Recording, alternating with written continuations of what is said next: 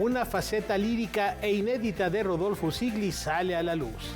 La compositora y artista del performance Meredith Monk se presenta en Múnich. Tenemos todos los detalles.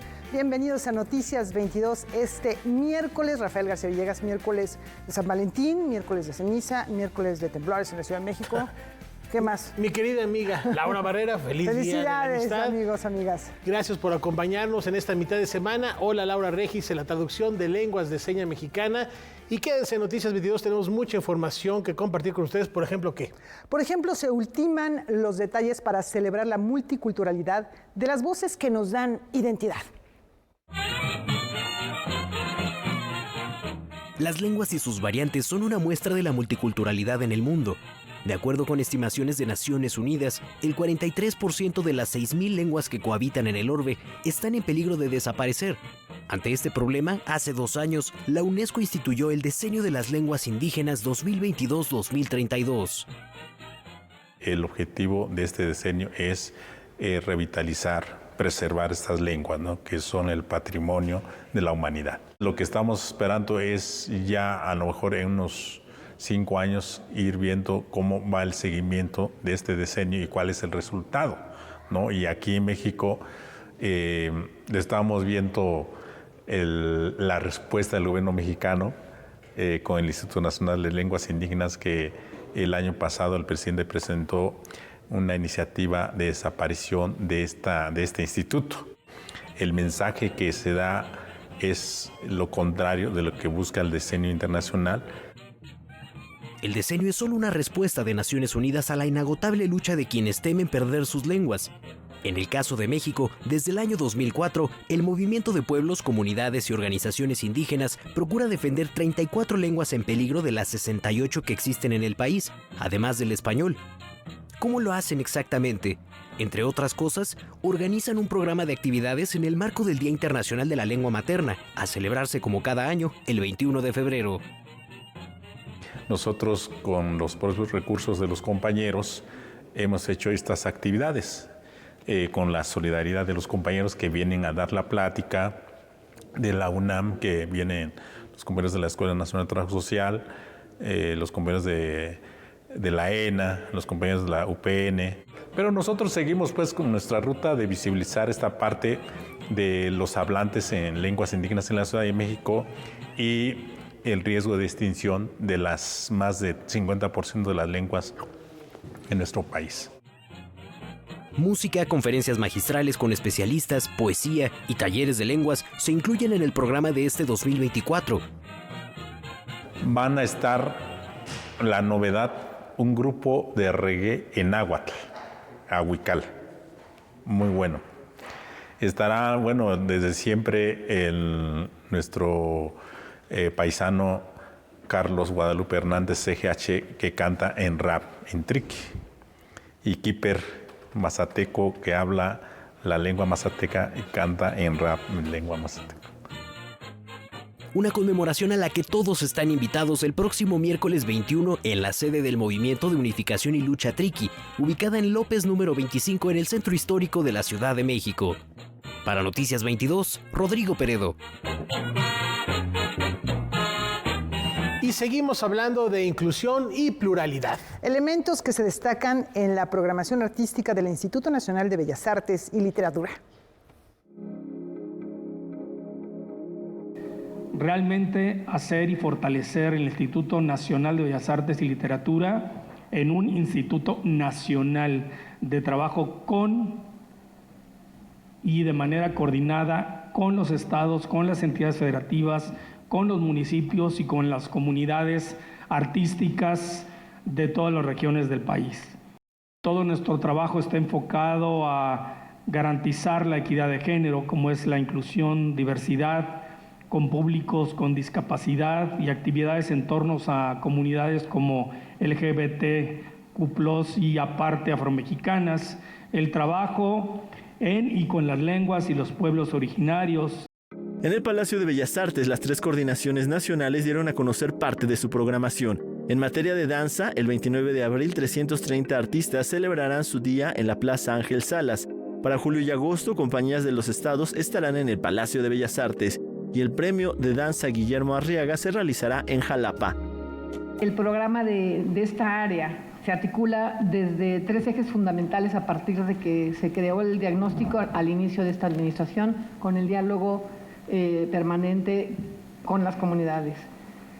Programación artística es uno de los ejes, el otro es formación y el tercero es colaboración con los estados. Nos han regido estos 3 ejes para, en estos 6 años, llevar a cabo el diseño y ingeniería de nuestros programas. El CEPRODAC le rendirá un homenaje a Rufino Tamayo y Gladiola Orozco. Se tendrá la visita de los coreógrafos Eugenio Barba y Magdalena Bresso. La Compañía Nacional de Danza presentará La Esmeralda. Tendrá una gala internacional con mexicanos que están brillando en el extranjero y presentará con orquesta en vivo en el Palacio de Bellas Artes El Lago de los Cisnes.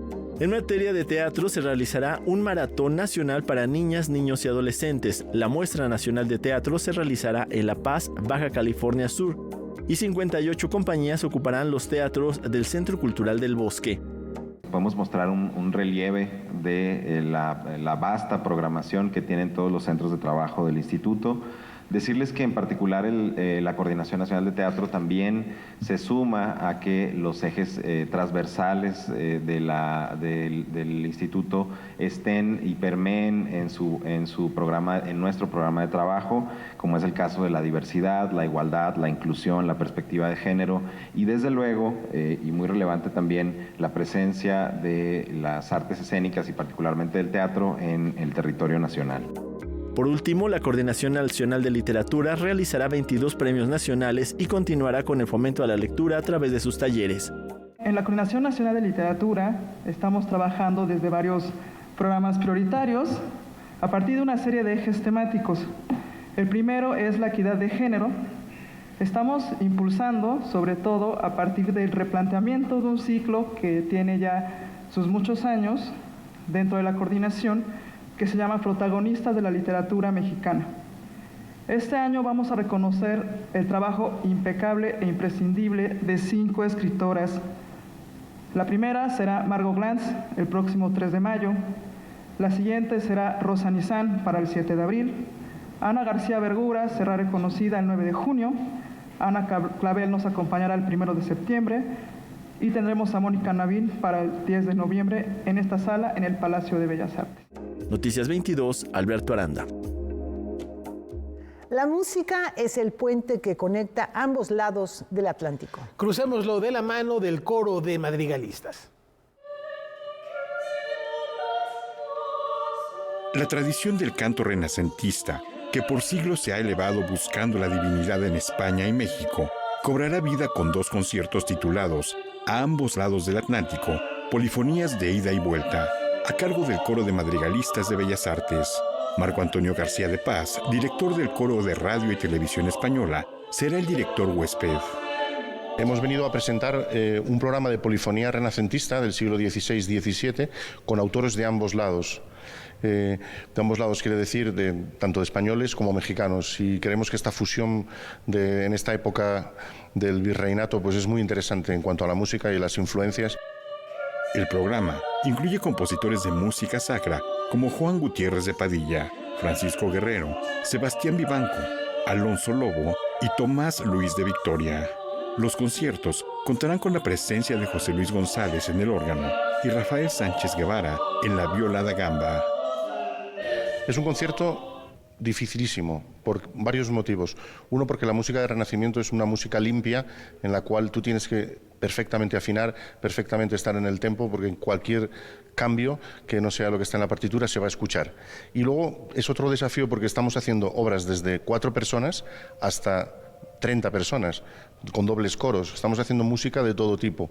Entonces, claro, no es lo mismo afrontar la partitura cuando tienes una cuerda de 6 tenores a cuando eres el único tenor, por ejemplo, ¿no? La ejecución de estas sofisticadas composiciones tiene un reto adicional en los recintos que las acogen. La acústica determina totalmente nuestra interpretación. De hecho, creo que estaremos en 2 sitios un poco diferentes acústicamente, una iglesia y un salón. ¿Qué implica cantar en una iglesia? Pues que los tempos tienen que ser más lentos, la articulación más clara y todo debe de ser pues con mucha más atención quizás a las referencias. El salón que nos da, el salón nos da más precisión, nos permite cantar más rápido, pero no nos sujeta tanto la voz. Por lo tanto, son dos maneras de cantar absolutamente diferentes. El primer concierto a ambos lados del Atlántico, Polifonías de ida y vuelta, se realizará el viernes 16 de febrero a las 19:30 horas en la parroquia Regina Coeli del Centro Histórico de la Ciudad de México. El segundo tendrá lugar el domingo 18 de febrero a las 11:30 horas en el Salón de Recepciones del Museo Nacional de Arte. En ambos casos, la entrada es libre. Noticias 22, Víctor Gaspar. Ahora exploremos el universo del afecto y las relaciones humanas. A partir de la mirada de Eloy Tarcisio. En el número 700A, justo en el cruce de Avenida de los Alpes y la calle Monteblanco en las Lomas de Chapultepec, la Galería Peachy Fine Arts descubre el arte de creadores contemporáneos nacionales e internacionales.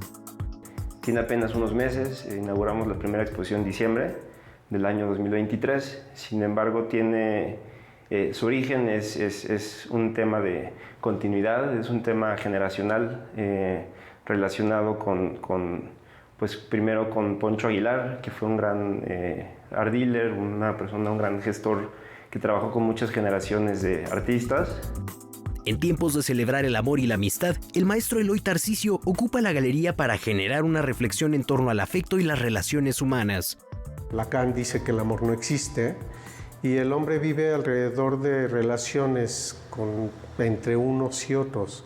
Ahora el tema es muy abierto, las relaciones ya no son como antes. De alguna manera, reflexionar el afecto es algo muy importante. Para él es indispensable contrastar los tiempos, así como también recuperar nuestra parte más humana en un contexto de crisis y guerras. Tarcisio piensa que el amor es, en efecto, el sentimiento más importante de todos, y esto se percibe en las 18 piezas de El amor con el hoy. La idea es abrir un poco la conciencia del espectador, del público que venga y vea la obra, en donde reflexionamos los afectos a través de materiales no comunes y a través de visiones tampoco no tan simples como podría ser, ¿no? Peachy, de alguna manera, gestor de esta galería, siempre pensó que el juego de palabras sobre mi nombre era algo muy interesante y quiso jugar con ello, quiso decir del hoy como el ahora y aquí, y de alguna forma marca la pauta del tiempo. Eloy Tarcisio trabaja con materiales orgánicos endémicos de México que se pueden apreciar desde distintas experiencias. Por ejemplo, el corazón, ese que los aztecas utilizaban para relacionarse con los dioses y que usualmente se vincula al amor, lo traza con el mole en su trabajo. O bien, para representar este órgano, utiliza los residuos de una tuna. James Dean lo usaba de una manera muy común, muy como se usa comercialmente, muy pop, y de alguna manera el corazón biológico llevado a esa sencillez a través de un proceso ha sido un poco mi intención. El amor con el hoy se puede visitar en Peachy Fine Arts de lunes a viernes hasta el 9 de marzo. Para Noticias 22, Rodrigo Peredo. Este cineasta ha hecho arder Mississippi. Y asimismo nos ha mostrado el camino a la fama.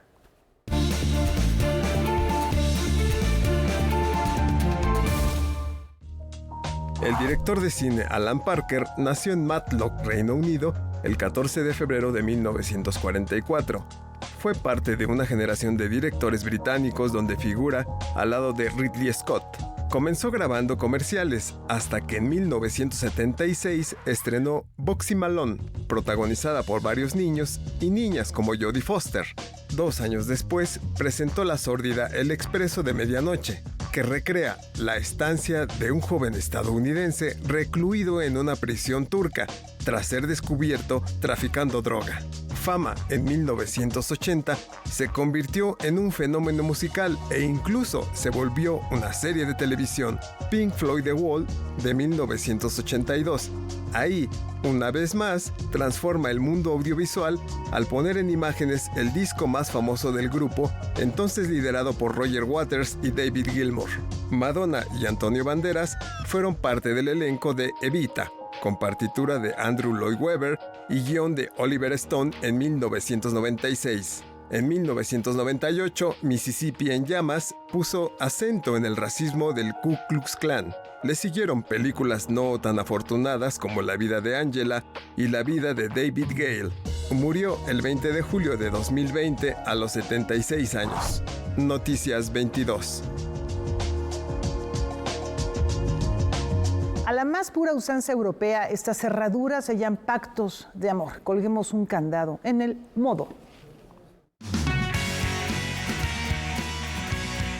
Hoy es 14 de febrero, Día del Amor y de la Amistad, y no hay mejor forma de sellar los sentimientos con tu persona especial que celebrándolo con una tradición que surge a principios del siglo XIX en Roma y que después se fue expandiendo por las ciudades románticas como París.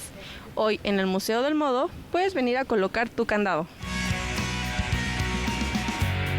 Desde que el Modo abrió sus puertas en 2010, es que también comenzó esta tradición de colocar los candados del amor, con el que justamente la gente puede sellar una relación de amistad, de amor. Se está haciendo una actividad que pueden comprar su candado y nosotros les damos todo el material para que puedan decorarlos y al final colocarlos en las jardineras. La actividad es totalmente gratuita. Puedes llevar o comprar tu candado para decorarlo.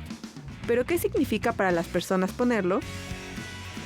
Es como un símbolo de un compromiso, de un amor, de un cierre, de un inicio. Hay una canción bonita que se llama El Candado. Entonces una partecita dice: un candado tiene el corazón y tú tienes la llave. ¿Ya ves, mi amor?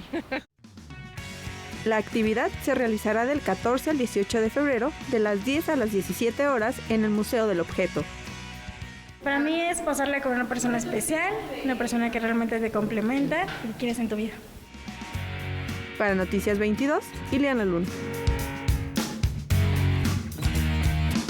El olvido maravilloso rescata la obra lírica de uno de los grandes dramaturgos del siglo pasado.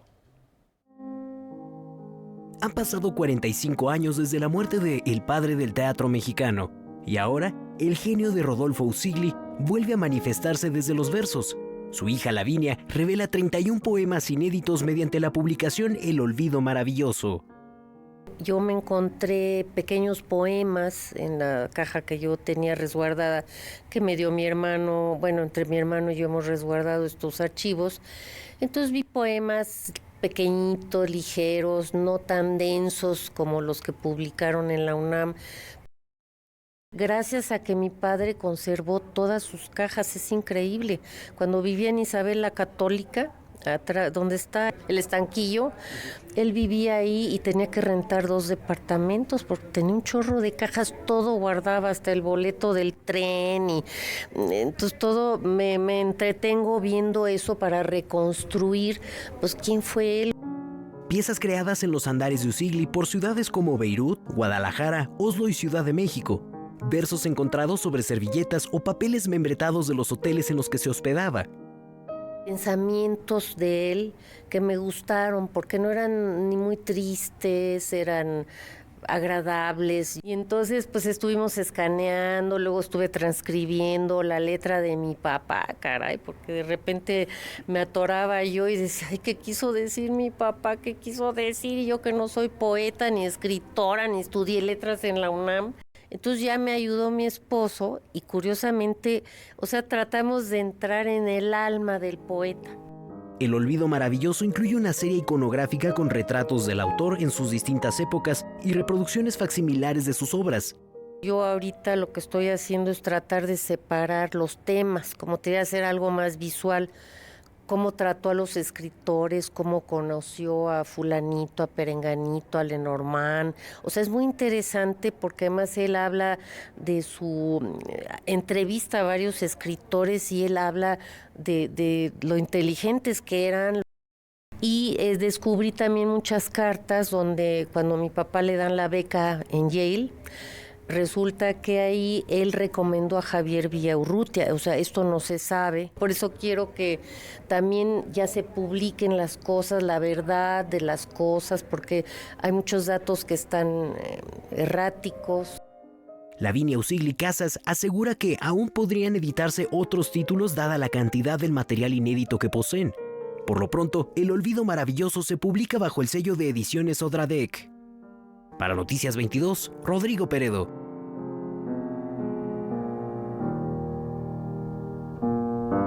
Conozcamos a los habitantes y costumbres del pueblo secreto de esta renombrada compañía escénica. La compañía Odin Teatret es considerada una de las más influyentes en la evolución del teatro europeo a finales del siglo XX. Fundada y dirigida por el reconocido creador escénico Eugenio Barba, nació en Oslo, Noruega, en 1964 y se trasladó a Dinamarca en 1966, por lo que celebra 60 años de historia. Las características del Odin Teatret se puede decir que es el trabajo del actor creador, de la actriz creadora. Es decir, no es un teatro basado en lo que normalmente vemos como la literatura dramática de un autor puesta en escena por un director que contrata a un grupo de alumnos. El encuentro escénico Confluencias 2024, organizado por Jaime Soriano, fundador del Laboratorio de Artes Escénicas Jerzy Grotowski, dedicó su tercera edición al aniversario de esta compañía que se presentó por primera vez en México en 1984. Y que este año presentó 2 de sus obras en el Centro Cultural del Bosque, Compasión y La Quinta del Sordo. Ahora existen multitud de grupos independientes que se han inspirado desde sus orígenes en esta idea de que este archipiélago de posibilidades crea opciones para las salidas artísticas que no nada más están encaminados a encumbrar grupos o artistas, sino a tener una relación muy, muy cercana con el espectador. No hablo del público, pero Eugenio Barba es importante, el espectador que podría ser tú o que podría ser cualquiera de los que nos miran. La compañía Odin Teatret ha creado hasta el momento 81 espectáculos dirigidos por Eugenio Barba, representados en 65 países y diferentes contextos sociales. En el contexto de Confluencias, el Instituto Nacional de Bellas Artes y Literatura otorgó un reconocimiento al director de esta compañía por su trayectoria artística en la escena internacional. Noticias 22, Karen Rivera. Y les platicamos que la Academia desafía fronteras. Con el propósito de crear un programa de intercambio académico, la Universidad Autónoma Metropolitana realizará el Encuentro Binacional de Cooperación Académica California-México. Esto es el inicio de un proyecto muy ambicioso que está puesto sobre la mesa en una línea que no empieza ahora, sino que la universidad se ha planteado desde hace varios años, de generar proyectos de investigación, pero que tengan un impacto social inmediato, ¿no? Siendo también consecuentes con las posibilidades que tiene la propia universidad, pero que también puede establecer redes con otras instituciones. En esta reunión, en la que participarán representantes de diversas instituciones universitarias, sociedad civil, estudiantes, así como autoridades gubernamentales de ambos países, se abordará la necesidad de crear una red de colaboración. Un programa de becas, ¿sí? Es lo fundamental. Y por supuesto también no dejar de lado crear redes no solamente entre estudiantes, sino académicos, sociedad civil, es decir, todos los actores que en este momento puedan estar vinculados a la educación. Y entender que la educación ya es algo más que solo obtener un grado, ¿verdad? El intercambio académico tendrá 3 ejes. Hay como objetivo fundamental la formación, pero también tenemos otros 2 espacios, que es la investigación, ¿sí? Propiamente, y por supuesto la preservación y difusión de la cultura. De este encuentro, que se realizará el 23 de febrero en el Centro Cultural Casa del Tiempo, saldrán las bases y los términos de las becas. La invitación está abierta a que puedan seguir las redes sociales de la universidad y puedan acompañarnos. Noticias 22, Óscar Cortés. Cine, artes plásticas, literatura y más al regresar. Esto es Noticias 22, ya volvemos.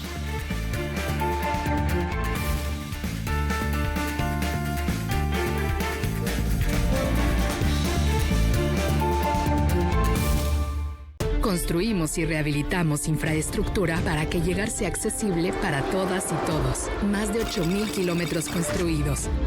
Esto equivale a recorrer una distancia desde Chetumal hasta Alaska. Se han invertido más de 500,000 millones de pesos para beneficio de los 129 millones de mexicanos. Más que números, nuestro compromiso es con el pueblo de México. Secretaría de Infraestructura, Comunicaciones y Transportes. Gobierno de México. Hay veces que vale la pena recordar el pasado, mirar tu hogar y pensar en el partido que te apoyó para tener tu casa propia. Observar a tus hijos graduarse, gracias a que tuvieron una educación gratuita. Y reflexionar que México vivió mejores épocas, aun cuando algunos decían que estábamos mal. Hoy, vale la pena mirar al pasado para recordar que el PRI sí te apoya. PRI.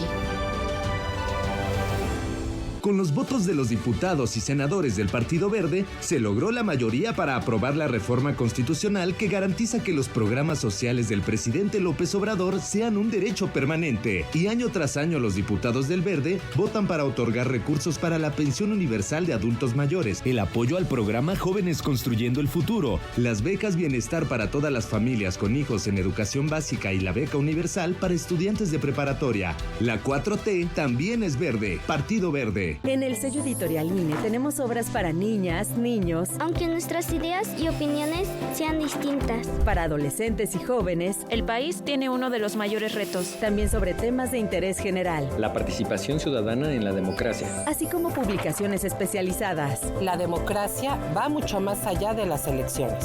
La cultura democrática es para toda la ciudadanía. Conoce las colecciones y descárgalas en INE.mx. INE.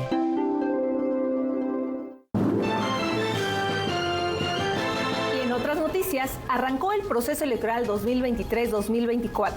Nuestra corresponsal tiene toda la información. Adelante. En esta fiesta democrática en la Ciudad de México elegiremos jefatura de gobierno, diputaciones locales, alcaldías y concejalías. Y para sancionar irregularidades y proteger nuestros derechos político-electorales, puedes confiar en el Tribunal Electoral de la Ciudad de México. Garantizando justicia en tu elección. Pronto seguiremos haciendo historia, con la llama de la esperanza que sigue más viva que nunca, llevando bienestar a todo México, con becas, pensiones y apoyo al campo.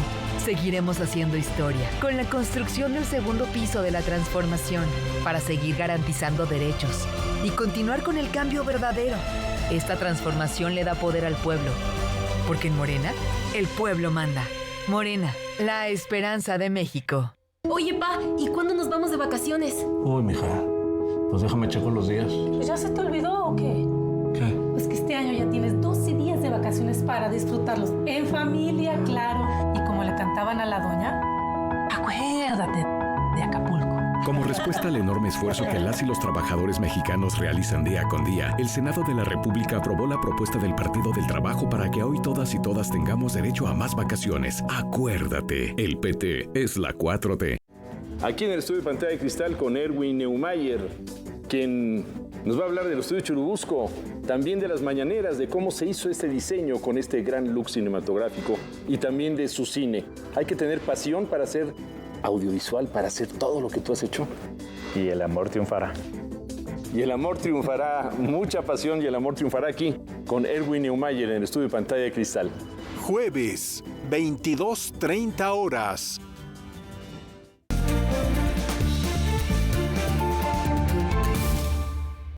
Es momento de echar un vistazo al acervo de Canal 22. Veamos qué se encontró esta semana nuestro compañero José Antonio Hernández.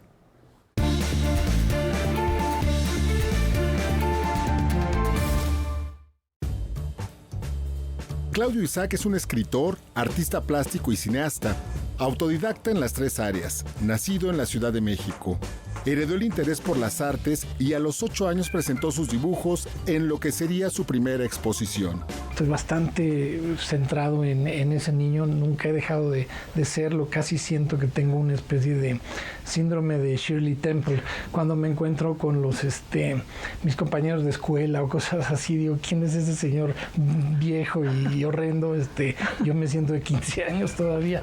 Hijo de artistas, su padre Alberto Isaac, caricaturista y cineasta, y su madre, Lucero Rueda, ambientadora y diseñadora de arte. Quizá la disciplina del cine es la que más ayuda a tomar decisiones, a ser asertivo. Porque si tienes a 60 personas detrás de ti, no puedes darte el lujo de andar titubeando. Escritor de diversas novelas como Luis Buñuel, A Mediodía o Cenizas de mi padre. Isaac debutó como director con la cinta Crónica Íntima. Claudio Isaac tuvo la oportunidad de frecuentar las amistades de su padre, entre ellos Luis Buñuel, Alfonso Arau y Arturo Ripstein. Comenzó a desarrollar su carrera en documentales como el de Guadalupe Amor, un caso mitológico. Debiera rendir, digamos, como reconocimiento, bueno, a mi padre por fue una influencia, digamos, en todos los sentidos de que escribía y tenía su máquina de escribir y escribía artículos para el periódico, la cuestión de la caricatura y el ambiente del cine. Recientemente, el cineasta presentó su primer largometraje documental, Sin Dios y Sin Diablo, y dirigió uno más para el Colegio Nacional a propósito de su 80 aniversario. Noticias 22, José Antonio Hernández. En la ciudad alemana de Múnich, el Museo Haus der Kunst presenta por primera vez en Europa una exposición del artista polifacética estadounidense Meredith Monk. Se trata de la más grande realizada hasta la fecha. En Berlín, Valentina Torrado, de nuestro canal aliado Deutsche Welle, nos ampliará la información. Adelante, Valentina. Saludos desde Berlín. El Gran Museo Muniches Haus der Kunst presenta el universo poético de la artista neoyorquina Meredith Monk. Es su primera exposición y retrospectiva en suelo europeo a sus 81 años. Se muestran instalaciones de sonido en diálogo con la danza, se escuchan textos cantados o simplemente su voz a capela o acompañada de piano o teclado electrónico. Es la documentación de la vida del artista en todas sus facetas creativas. El título elegido para la exposición es Calling, que para ella significa una invitación, pero sobre todo se refiere a un llamado en la vida al que podemos aceptar o rechazar. La exposición comienza en la calle, en las afueras del museo, con grandes monitores que muestran unas manos ofreciendo algo, al mismo tiempo que se escucha la voz del artista sonando fuerte, más allá de las paredes del museo, como en forma de hechizo. Es la misma voz el hilo conductor de la muestra, que presenta un repertorio variado de objetos que van desde pertenencias como zapatos utilizados sobre el escenario hasta piezas de vestuario convertidas en obras de arte, material fílmico y documental de trabajos tempranos, proyecciones, instalaciones de video. Todo forma parte de una documentación completa de sus investigaciones y trabajos a lo largo de toda su carrera artística, con sus huellas creativas desde sus comienzos en el arte a los 21 años. Meredith Monk es una artista performática, es compositora, cantante, coreógrafa. Durante más de 50 años, Monk se ha movido libremente entre disciplinas artísticas, siendo una de las pioneras del arte interdisciplinario con un estilo singular. Ha creado obras que se sitúan en la intersección de música y movimiento, imagen y objeto, luz y sonido, descubriendo y entretejiendo nuevos modos de percepción. Ha creado obras danza-teatro y de un tipo de ópera nueva, pero su innovadora exploración de la voz como instrumento, como lenguaje en sí mismo, ha ampliado los límites de la composición musical, creando paisajes sonoros propios del universo de Meredith Monk. Gracias por su atención.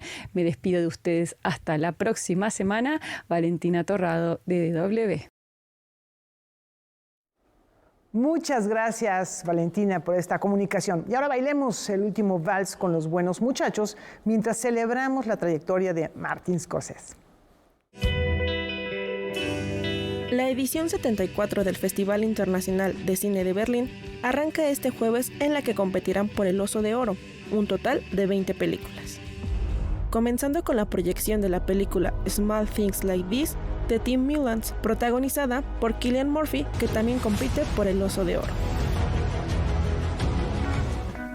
En esta edición, el cineasta estadounidense Martin Scorsese recibirá el Oso de Oro honorífico por su labor de toda una vida como director, productor y guionista.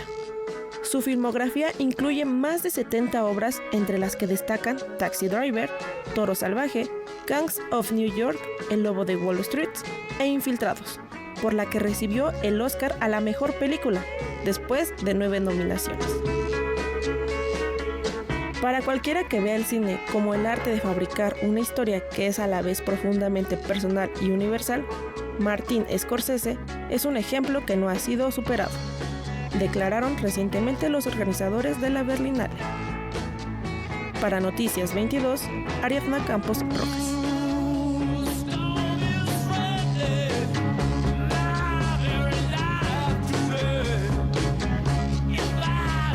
Vaya trayectoria de Martin Scorsese, Laura, un cineasta. No hay desperdicio en cada una de sus películas. Los Asesinos de la Luna, la más reciente de ellas. Sigue activo, es un hombre que ya tiene una cierta edad y tiene una creatividad extraordinaria, y también el documental es sumamente solvente. Y la manera de catapultar artistas al estrellato, a la fama, ahí está Taxi Driver, nada más como botón de muestra. Hay que ver y hay que acercarnos a la filmografía de Martin Scorsese. ¿Sabes que Fran Lebowitz, el documental que hace en una serie de televisión que está disponible en plataformas, es muy recomendable? Es una conversación y te das cuenta que también es un gran conversador, un gran charlista. Pues ahí está la invitación, como también la invitación para experimentar en esta ocasión Fuego Amigo, que no necesariamente en esta ocasión es malo. Vamos a ver esta tentadora oferta. En el Museo de Arte Carrillo Gil está la exposición Fuego Amigo. Veamos de qué se trata. La exposición Fuego Amigo es la primera gran retrospectiva del artista Pia Camil en México y se basa en... Ella se mudó hace unos años a una comunidad semirural que se llama San Mateo Acatitlán, donde tenía su estudio, que hace un año, una cosa así, se quema, se prende en fuego y pierde un montón de obra. Entonces... la sala está como habitada por una estructura circular construida a partir de los pedazos de madera que pudieron rescatar del incendio, y sobre esta estructura circular se sostienen como sus 20 años de carrera, ¿no? Mostrando distintos proyectos. Un dato curioso es que Pia se expresa también mediante colectivos como queer y andróginos, porque en general a ella la confunden con un hombre. Pia trabaja sobre todo como una idea de la colectividad, y como, o sea, yo creo que se combinan tres cosas y es lo que se refleja a lo largo de su carrera y por lo tanto en la sala. Por un lado, una cosa como festiva, como de libertad corporal, que se ve desde sus inicios con la banda de rock que tenía titulada El Resplandor, ¿no? Y que hacían como estos encuentros donde tocaban y había como, regalaban mezcal, ¿no? Y era como como liberarse de las cargas que suele tener la vida. Al mismo tiempo, la ropa, o sea, la tela como un medio para hablar de la relación con el cuerpo, pero también como de la relación política con el mundo. Esta exposición está hasta el 14 de abril. Con información de Nicole Rubio, Noticias 22. Para gozar del eterno aprendizaje es necesario encarar un mundo distópico. El eterno aprendizaje es la más reciente obra del escritor Leonardo da Jandra, en la cual el autor mezcla la filosofía con la ficción, además de una narrativa que une lo científico, filosófico y espiritual. Está dividida como una trilogía. Los capítulos llevan por nombre El hombre moral, El hombre soberbio y El hombre piadoso. Yo he escrito fundamentalmente trilogías y con esta trilogía me despido. Esta es una trilogía de 3 distopías. Entonces esta es la pregunta: ¿por qué un pensador utópico escribe distopías? Como aprendizaje, como un proceso de llamada de atención en el momento crítico que atraviesa la humanidad. Entonces es también una consolidación de un género o pseudogénero que se ha diluido mucho en el tiempo actual, pero que tiene antecedentes claros, ¿no? Es filosofía ficción. Es meter a la filosofía en un contexto atractivo de pensamiento. Entonces eso es lo que hago con esta trilogía. El filósofo también nos cuenta un poco de cómo fue su crecimiento intelectual y de dónde fue adquiriendo el conocimiento necesario para culminar el libro. Pero hay pues en todo autor, una inevitable dependencia que yo preferiría llamarle agradecimiento, pero hacia los maestros que la han precedido. Entonces, eso es muy importante, no solo los maestros que tú escoges, sino los que te escogen a ti. Es como el nacer. El nacer no es un proceso de libre albedrío, de voluntad. Tú no dices, voy a escoger a estos dos padres. No, tú naces ahí, pero luego sí puedes decidir si continúas cuando ya eres dueño de tu destino, en el lugar donde naciste, en las condiciones del hogar en que tú creciste. Lo mismo sucede con el pensamiento y con la literatura. En la medida que vamos creciendo y tenemos capacidad para seleccionar a buenos autores, eso va repercutiendo en la calidad de nuestra obra. El Eterno Aprendizaje, que ya se encuentra totalmente gratis en línea, fue editado por Editorial Avispero.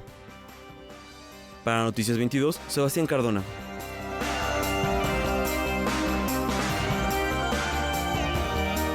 ¿Y qué creen? La primera familia de superhéroes vuelve a ser tendencia.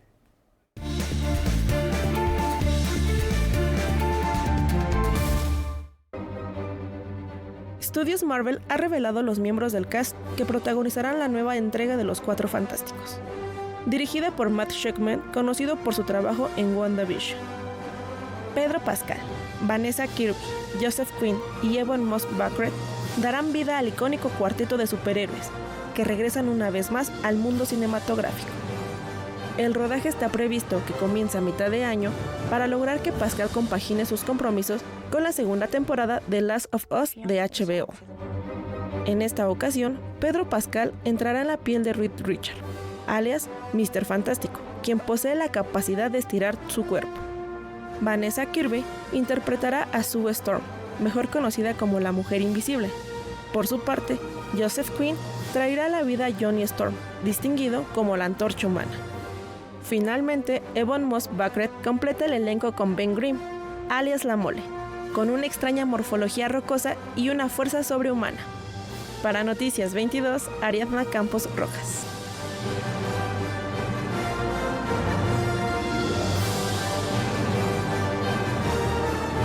La historia de los ritmos sincopados en América Latina aumenta la temperatura. ¿Cómo es que el origen de los esclavos que llegaron a América determinó el sonido de diferentes países y cómo ello fue fundamental en el desarrollo del jazz latino? ¿Qué papel jugó México en el desarrollo de este ritmo? Son algunas preguntas que nos responde Luc Delanoy, quien es director y fundador del Instituto Neuroartes, en el libro Caliente, una historia del jazz latino.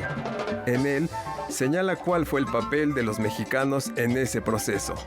Hay una familia de músicos mexicanos que emigraron a Luisiana y que se establecieron en la ciudad de New Orleans, en Nueva Orleans. Pienso principalmente a una familia Ramos y a otra familia de Tío, ¿no? De apellido Tío, que fueron realmente, que tuvieron un papel fundamental en la difusión de algunos instrumentos de aliento, como por ejemplo el saxofón en la ciudad de New Orleans, ¿no? Que donde uno de los instrumentos que dominaba la escena musical era el clarinete. El texto identifica dos factores que fueron básicos para el crecimiento del jazz latino en Estados Unidos. Uno fue otorgarles la nacionalidad a los puertorriqueños y otra darles visa a los cubanos por 29 días. Este significa que muchos músicos de la isla de Puerto Rico se fueron a vivir en los Estados Unidos y principalmente en Nueva York y llevaron con ellos su música. Mientras que los cubanos, los ciudadanos cubanos solamente podían entrar en los Estados Unidos con una visa que se llamaba B de bueno 29, o sea que tenían nada más 29 días. Estos 29 días eran realmente increíbles, estaban súper acelerados para ir a tocar, para escuchar y hacer un montón de cosas. Y grabaron muchísimo, ¿no? Desde los años 20 del siglo pasado, muchas orquestas de son cubano grabaron en Nueva York. Este documento, editado por el Fondo de Cultura Económica, nos deja claro el papel de cada país de América en el sonido del jazz latino, muchos de los cuales no los ubicamos tradicionalmente en ese contexto, pues aparte de Cuba, Puerto Rico o México, aparece también Panamá, Perú, Uruguay e incluso Argentina. Y por si fuera poco, se da el tiempo de recomendarnos 11 páginas de discografía sobre el género. Para Noticias 22, Francisco Juárez.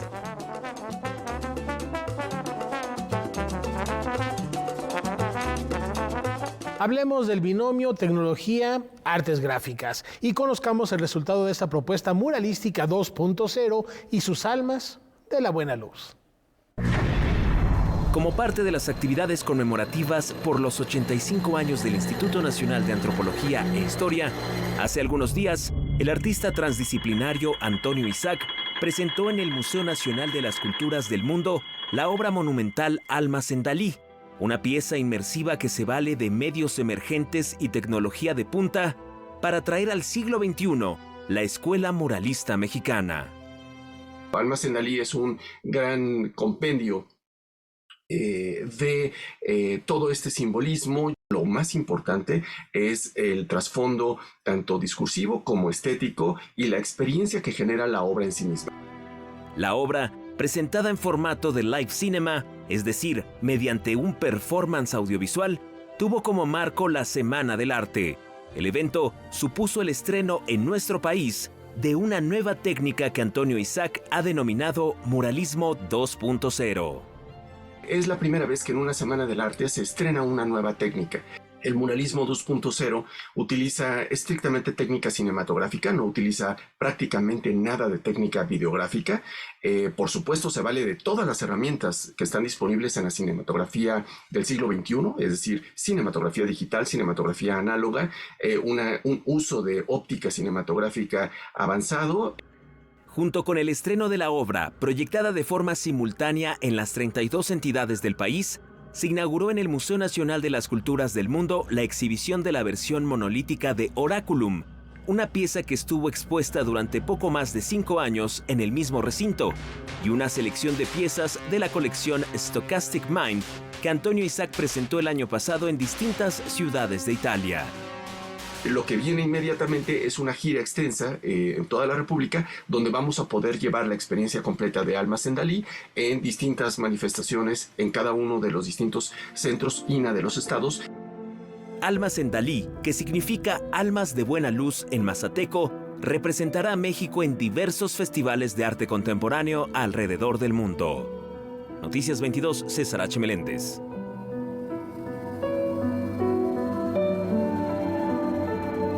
En esta canasta de picnic, el plato principal es el absurdo de las guerras, condimentado con los horrores y humores de una buena dramaturgia. Los padres de un soldado deciden pasar un día de campo con su hijo que está en el campo de batalla. Durante la comida, tratan temas cotidianos y de la guerra con su hijo y un soldado del bando enemigo. ¿Ven qué fácil? Ya todo está arreglado. Ahorita, desafortunadamente, estamos viviendo lo de la línea de Gaza y todos tenemos soluciones para la guerra, ¿verdad? Todos decimos a cualquiera que le preguntes, no, pues es que es muy fácil. Esta obra fue prohibida en los años 60 en España, su país de origen, por abordar temas sexuales, religiosos y en contra de la guerra civil hasta la muerte del dictador. Matar y tirar bombas. El teatro no da recetas ni da tampoco soluciones. El teatro lo que da es un enfrentamiento, una confrontación para que cada uno decida en qué lugar se coloca uno. Muy malos.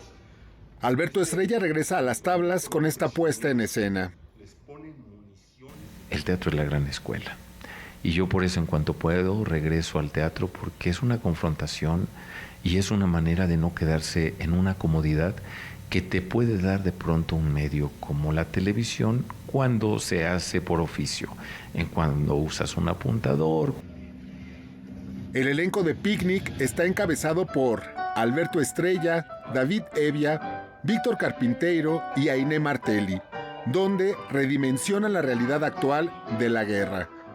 Estaba empezando el conflicto bélico en Ucrania y jamás nos esperamos que tuvieran las lecturas en ese momento un impacto tan grande con la gente, porque había un gran desparpajo de la gente. El actor creó y fundó este espacio, el Círculo Teatral, donde imparte cursos y da funciones. Actualmente se presenta con la obra Picnic y estará aquí hasta el próximo 3 de marzo. Noticias 22, José Antonio Hernández.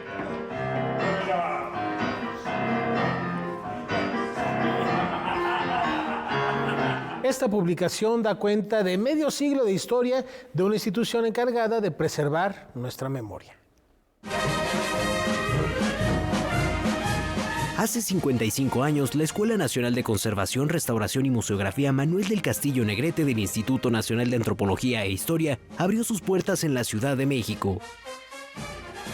Cuando la escuela inicia, pues lógicamente no había un conocimiento muy amplio, ¿no?, de lo que significaba restaurar todo este patrimonio cultural. Sin lugar a dudas, los primeros acercamientos que tuvimos fue, pues sobre todo con el patrimonio prehispánico, sobre todo por estos proyectos nacionales que eran de gran importancia, no solamente para el país, sino, es importante mencionar, para la misma UNESCO. En el marco de este aniversario, la institución publica el libro Historia de Medio Siglo, la Escuela Nacional de Conservación, Restauración y Museografía Manuel del Castillo Negrete. La publicación hace un recuento de la historia de esta academia, pero también de la propia Coordinación Nacional de Preservación de Patrimonio Cultural. Otra de las partes importantes del libro es, sobre todo, estos procesos de enseñanza-aprendizaje, que han sido fundamentales para poder formar nuevos cuadros de profesionales. La disciplina de la conservación, la disciplina de la restauración, la museografía y la museología, que son las áreas que trabajamos en la escuela, son parte de este transitar durante estos 55 años. Su participación en proyectos de carácter social y comunitario de gran incidencia a nivel nacional es otro de los aspectos que se exploran en esta edición del INA, coordinada por Guadalupe de la Torre. Tomando este documento como referencia, Gerardo Ramos reconoce que los tiempos han cambiado y, en consecuencia, las nuevas generaciones de estudiantes requieren de otros procesos formativos, ¿no? La realidad actual requiere de nuevos cuadros de profesionales. No solamente se trata hoy en día de que tengan los conocimientos técnicos, científicos, teóricos, metodológicos. Se trata de formar estudiantes con otro tipo de competencias. Para más información respecto al libro Historia de Medio Siglo, la Escuela Nacional de Conservación, Restauración y Museografía Manuel del Castillo Negrete, visite la página de Facebook de Publicaciones INA o bien la página de difusión del Instituto Nacional de Antropología e Historia. Para Noticias 22, Rodrigo Peredo. Ya nos vamos y lo hacemos con música, Rafa, con un personajazo de la vida musical ya histórico de nuestro país, porque además era académico, docente, compositor, con un estilo que abrevó de la música internacional, el famosísimo Tata Nacho. Tata Nacho, Ignacio Fernández Esperón, que era su nombre. Le decían Tata Nacho, rápido la anécdota, estaba en su tierna infancia, tuvo un accidente, perdió los dientes delanteros y parecía un abuelo y por eso le pusieron Tata Nacho. Nunca se pudo separar de este mote y así trasciende. Su mamá era pianista, no estudió con ella prácticamente, pero pues sí le inculcó el amor por la música.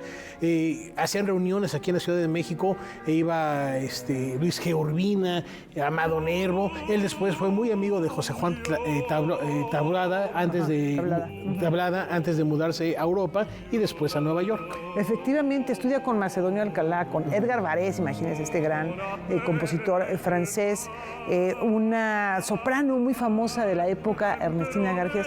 Estrena música también de Tata Nacho y bueno, recordamos piezas como Nunca, Nunca, Nunca, La Borrachita, Íntima, Mi Chaparrita, en fin, muchas piezas. Hay un popurrí muy bonito que le canta Javier Camarena en sus recitales, acompañado por Ángel al piano, Ángel Rodríguez. Y Ernestina Garfias vive, sigue, bueno, está vigente, pero ella vive y mantiene recuerdos y memorias muy importantes de lo que es la música fina mexicana y todo este fenómeno de la ópera en México a principios del siglo XX. Y bueno, qué mejor manera de recordar hoy a Tata Nacho en su aniversario, un aniversario más de su natalicio. Muy buenas noches, disfrútenlo.